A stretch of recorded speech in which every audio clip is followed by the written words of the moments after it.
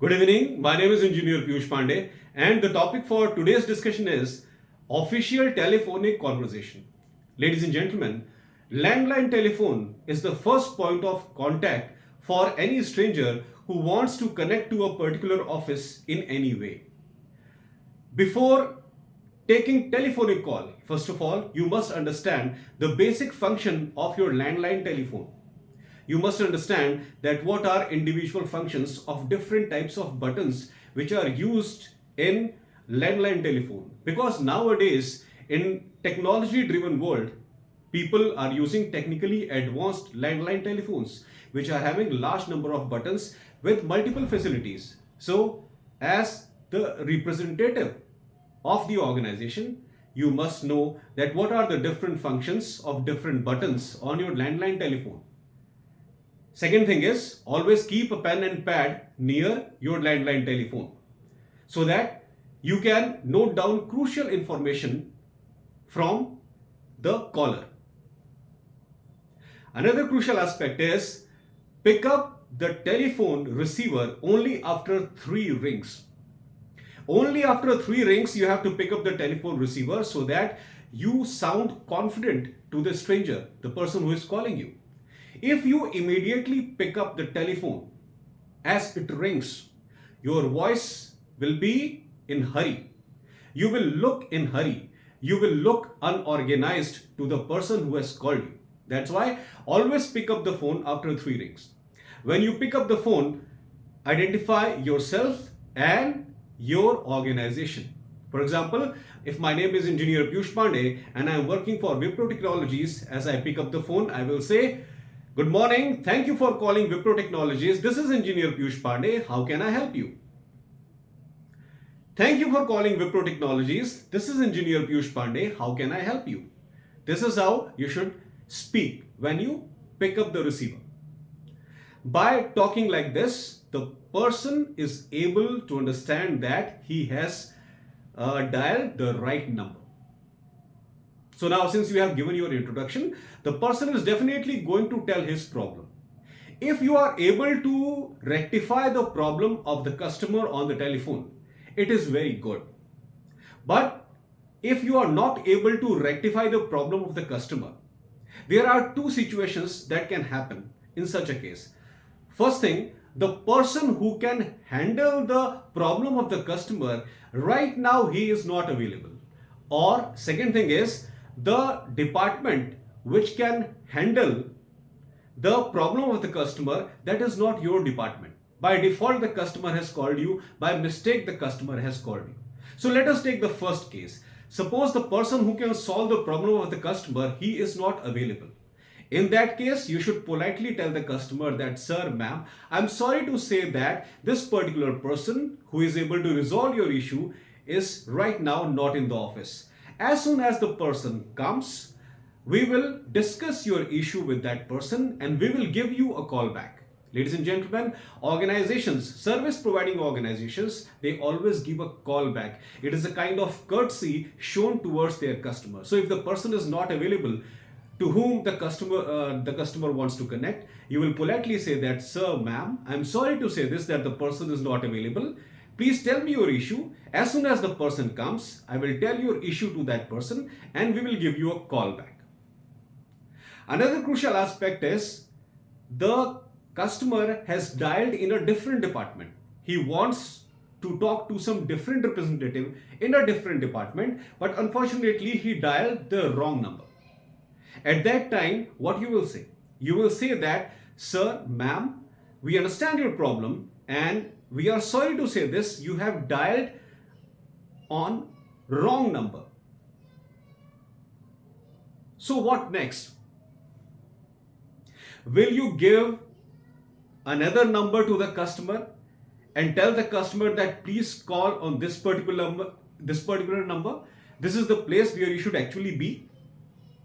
No, ladies and gentlemen. Here you will have to show customer courtesy.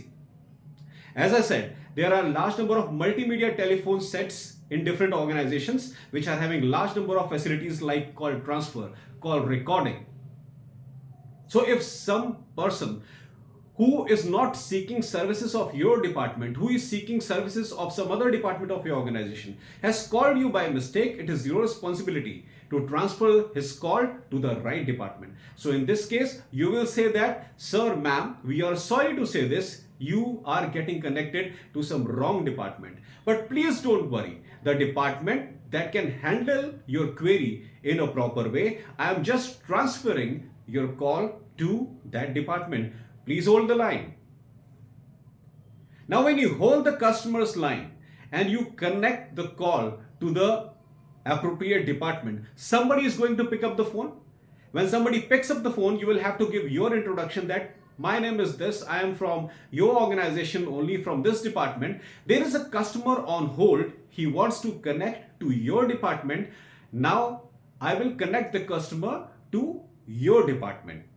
Now, first of all, you told this department that now the customer is going to be connected. Then you will have to tell the customer, sir, I have your call has been transferred to the department where you actually wanted to be. Thank you very much for calling our organization. Now, next voice you will hear from the concerned department. This is how you should handle that call, which is not for your department, which is for some other department, and you need to transfer that call.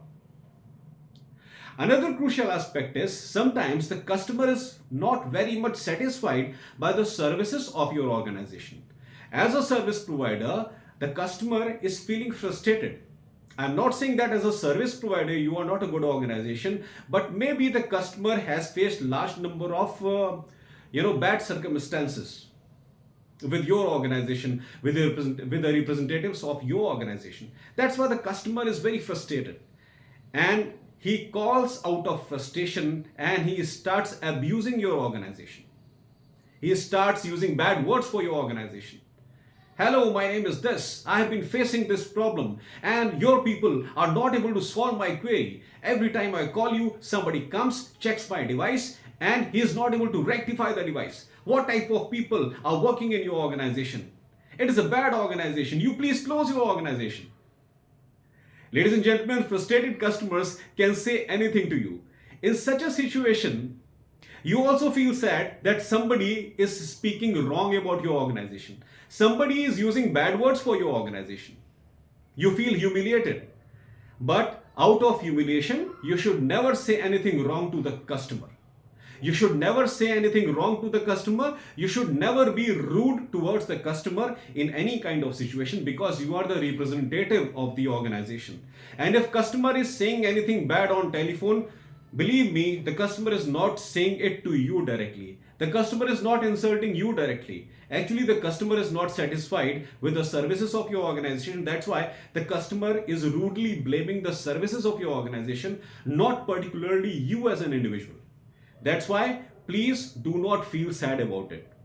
When the customer has spoken in a bad way, you have to smile and tell the customer, sir, ma'am, we are very sorry that you are facing this kind of situation because of us. But believe me, we will help you in every possible manner to rectify the issue.